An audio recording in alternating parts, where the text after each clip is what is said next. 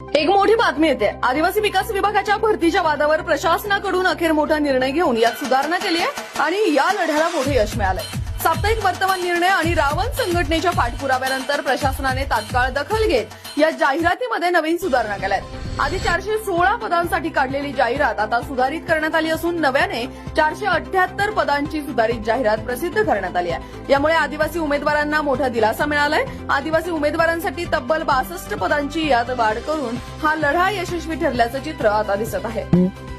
जी काही चौकीदार भरतीचा जो काही जी.आर. काढलेला आहे तो तात्काळ रद्द करण्यासाठी सांगितलेलं आहे. जे उच्च शिक्षण घेऊन घरी बसलेले त्यांना त्या ठिकाणी सर्वप्रथम प्राधान्य द्यायला पाहिजे. ही आम्ही विनंती आदिवासी विकास मंत्री महोदय यांना केलेले आहे. सर्वप्रथम पहिलं प्राधान्य हे आदिवासी समाजातील आदिवासी विद्यार्थ्यांना देण्यात यावं ही आम्ही निवेदनाद्वारे विनंती केली आहे. तर जी भरती प्रक्रिया आहे, जी जी.आर. काढलेला आहे तो जी.आर.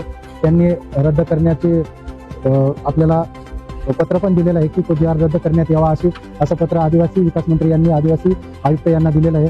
आता तुम्हाला या भरतीची स्पर्धा देखील तितकीच तीव्र बघायला मिळणार आहे. जर या परीक्षेत तुम्हाला यश मिळवायचे असेल तर आतापासूनच तयारीला जोमाने सुरुवात करावी लागेल आणि त्यासाठी IBPS पॅटर्नवर आधारित नोट्स आणि टेस्ट सिरीजसाठी तुम्ही स्क्रीनवर दिलेल्या नंबरला कॉल किंवा व्हॉट्सअॅप करू शकता. आणि ही सुधारित जाहिरात तुम्हाला बघायची असेल तर गुगलवर वर्तमान निर्णय सर्च करा आणि शासन निर्णय या विभागात तुम्हाला याची सविस्तर जाहिरात बघायला मिळेल.